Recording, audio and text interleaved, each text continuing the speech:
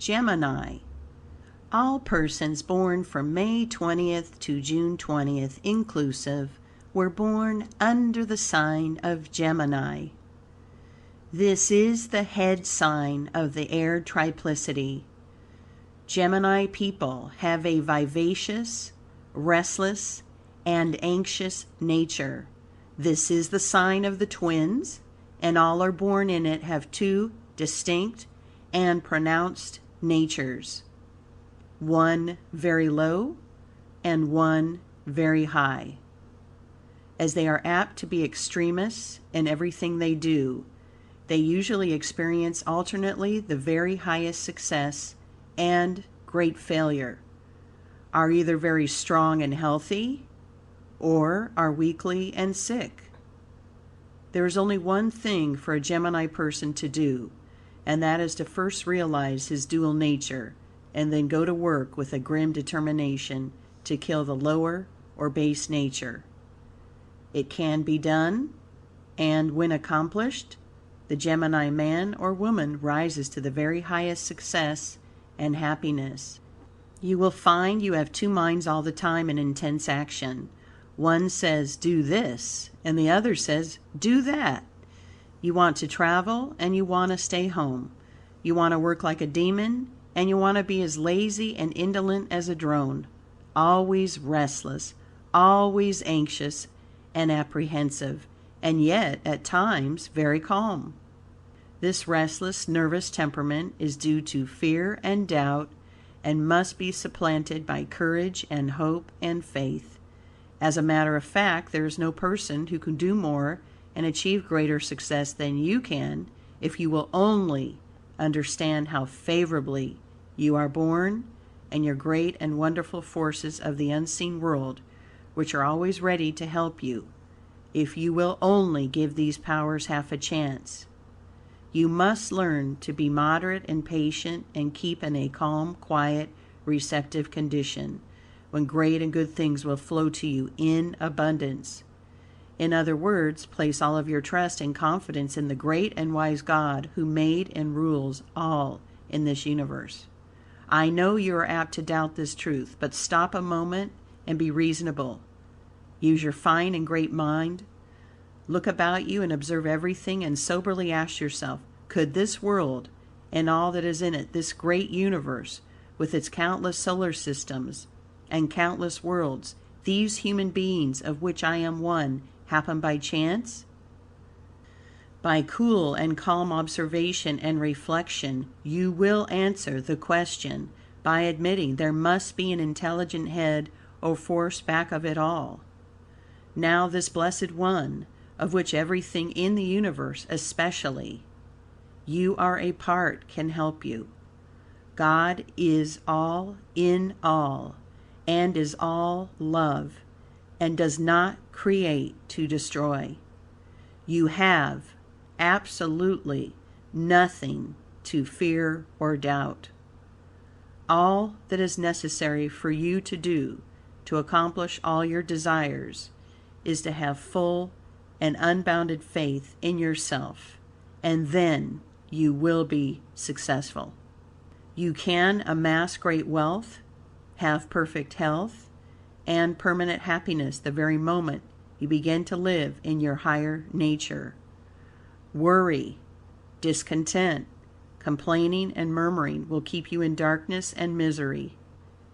Improve your mind, study and read much, observe more, and understand knowledge and wisdom brings to man all power and all force and all success and happiness. You must get full control of your desires, appetites, and passions, and not be too anxious, too ambitious, or too impatient. Learn not to worry, hurry, or scurry through life. Do one thing at a time, and do that one thing well. Whenever you start any undertaking, don't stop until you bring it to an end. Associate with refined and educated people as much as you can, and do not place too high a value on your abilities. Give to all beings, especially animals, great love, and try to be kind and gentle to everyone. Get a good, loving partner as a husband or a wife. Marriage is very beneficial to Gemini people. If you are married, do all you possibly can to make your home a bright and happy one.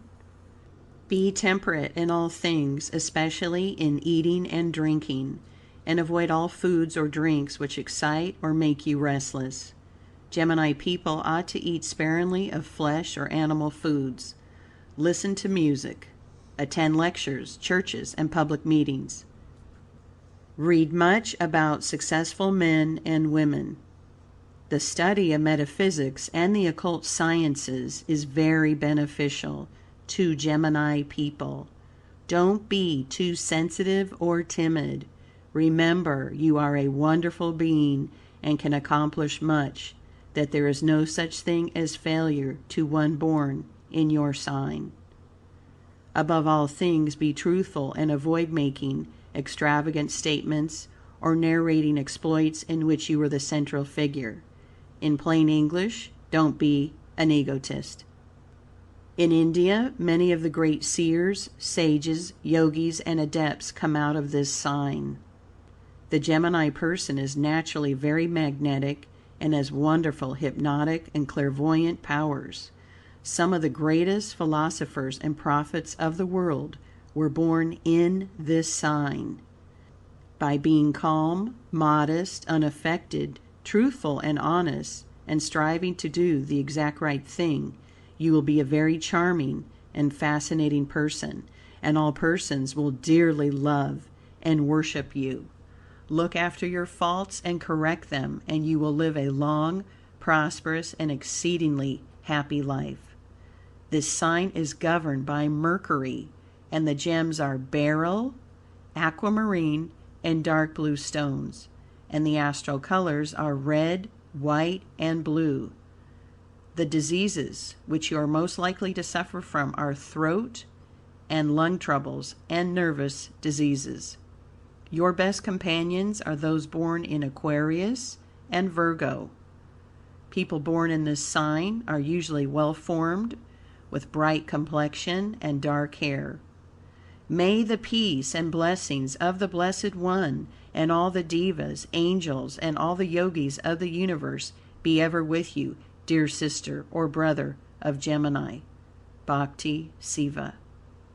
Cusps. If your first breath was drawn when one sign was taking the place of another, you will partake of the characteristics of both signs. Hence, you belong to the cusp. The residence in a sign consists of 6 days. Any time less endows one with some of the qualities of the preceding sign. The cusp of Taurus through Gemini, May 20th through 26th. The persons born on either of these 6 days are remarkably gifted. Their brains and their hands work in harmony. They are thinkers, artisans, artists, orators, and inventors. Without early training, they often develop abnormally and spend their time in sensuous enjoyment. Under these conditions, the women are either chronically nervous or hysterical, and the men, without proper development, are careless of their manners and reputation and are liable to be loud-voiced. But, under wise direction, the very opposite exists for both sexes. You will find good taste displayed, and very refined people are developed in this cusp. They are busy and helpful when at their best, and indolent when not in good spirits. It is all up and down with these people until they learn to govern themselves. If poor, they are tragically unhappy. They are remarkably proud and will starve rather than to ask for succor.